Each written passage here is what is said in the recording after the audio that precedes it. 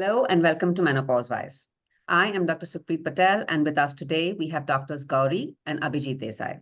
While Dr. Gauri Desai is a pathologist and aesthetic laser specialist, Dr. Abhijit Desai is a cosmetic dermatologist and laser specialist. And together, they are the founders of Skin Sense Skin and Laser Clinic in Mumbai, India. They are also the founders of the Instagram page, the MelaninDocs.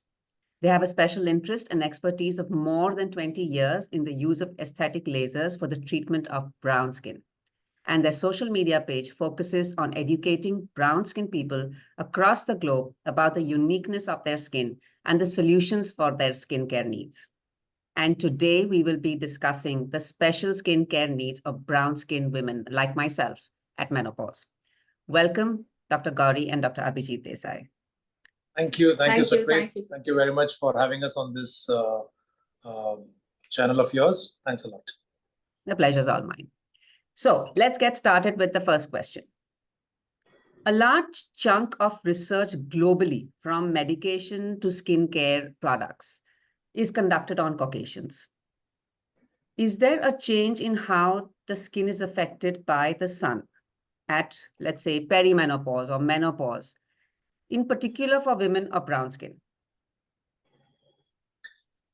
I completely, first and foremost, Supreet, congratulations on starting MenopauseWize. I think it's a great initiative, and people really want to know about this.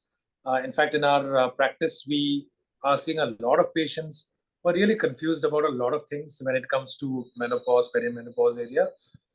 So yes, you're absolutely right when you say a lot of research over the years have always been centric towards the Caucasian skin.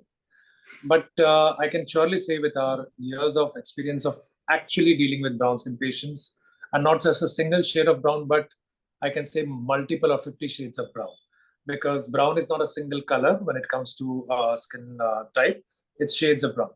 So yes, brown skin definitely reacts differently. It ages differently. And it's also because of the pigment melanin. So when it comes to perimenopause or menopause, the skin definitely reacts. It becomes a lot more drier, okay? It becomes thinner because as the estrogen levels go down, the skin becomes a lot thinner. The thinner skin is always more susceptible to sun.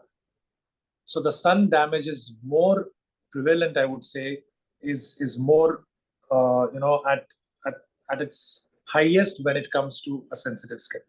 So I think a lot needs to be taken into account when we are trying to protect the skin from sun, especially in dark skin patients. Yeah, and I think as menopause progresses, actually the amount of melanocytes, which are the melanin producing cells, they start reducing, but the ones that are present are very large in size and they produce large size melanin molecules. So as a result, if you don't use sun protection, then the melanin, while it is trying to protect you, kind of gets released in excess amounts, and that does not get degraded fast enough. So then you get, this residual melanin in your skin, which gives rise to this kind of mottled or patchy pigmentation occurring. So sun protection becomes very important. It is important for brown skin people in general, but around the time of menopause, it becomes all the more important because your skin starts losing its own ability faster. That's where people are confused and they come with this thing that my skin is looking really dull, dead, lusterless, it's looking patchy. And this explains why it's looking patchy, why it's looking uneven tone-wise.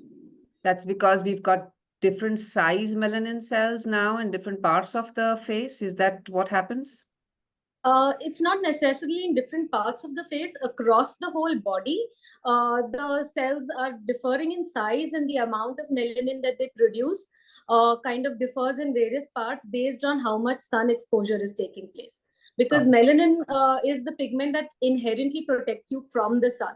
The UV rays in the sun are the ones that cause damage, and melanin is the one that is actually trying to protect you. So wherever there is UV rays falling on the skin, the melanin will try and go settle above the level of the nucleus in every individual cell. But then once you're out of the sun, it's not getting degraded or dissipating fast enough. because it's a very resistant molecule in pigmented people. It's not a molecule that gets degraded very fast. So then you're left with this excess melanin now. So that's why you shouldn't take melanin too much for granted. That's right.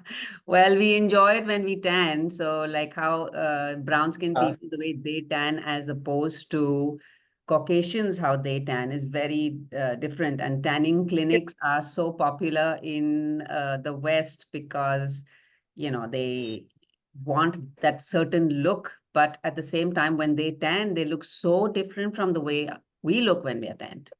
Correct. Right. And their tan goes down faster, ours doesn't. Yes. Right. As you know, the degradation of melanin, Yeah. is a way faster in Caucasian skin as compared to the brown skin. Wow. Because I remember going to Goa and every time I'd come back, like for weeks, I'd look a different shade and I would love it. I'd be like, okay, don't go. It's just so nice when there's that little extra Goa look on your face. Supreet, when we used to go to California, when we come back, people used to not believe that we went to US. They used to feel that we went to Goa.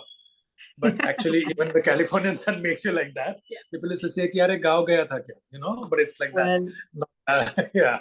Yeah, I So, get. Yeah, so it's how we tan. We tan really differently. that's true.